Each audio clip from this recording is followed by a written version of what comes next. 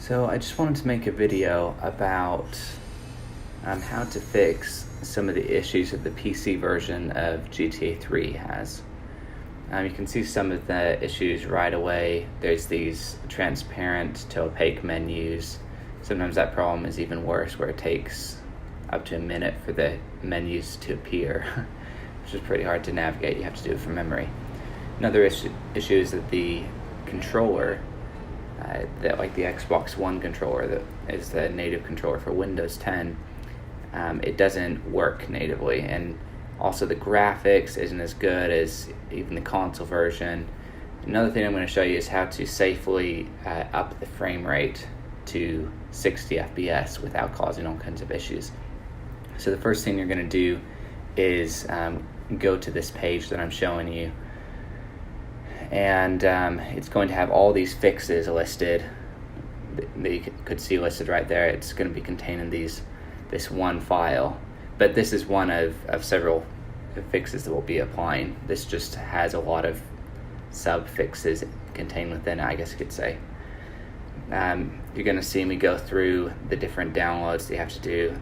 The next one is the CLEO library. We just need this for the frame rate fix that we'll download here. I have all of these links in the description. And the fourth one is going to be this G input mod, and that makes it so your Xbox One controller can work natively with this game without any issues. It will be the same as playing it on the on the original Xbox as far as the way the controls are mapped.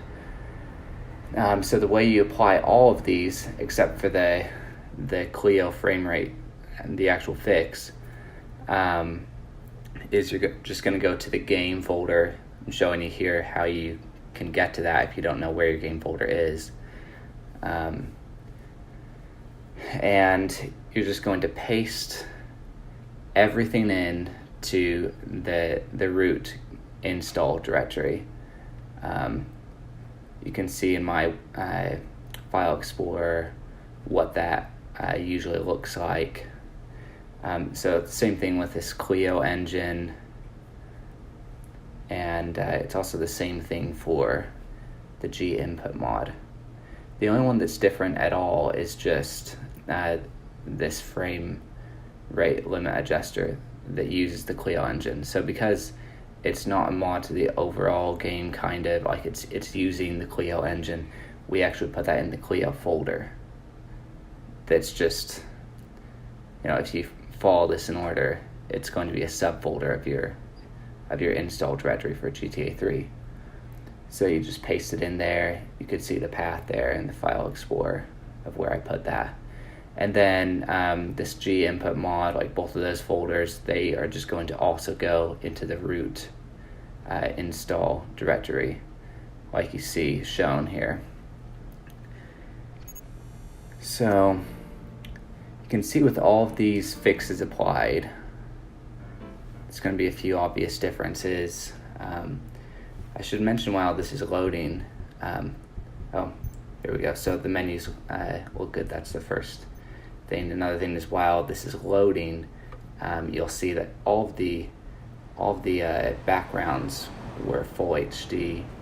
You can see here the HUD isn't stretched anymore on my ultra wide aspect ratio. The graphics look a lot better. The frame rate is able to go up. Those are just little clips there.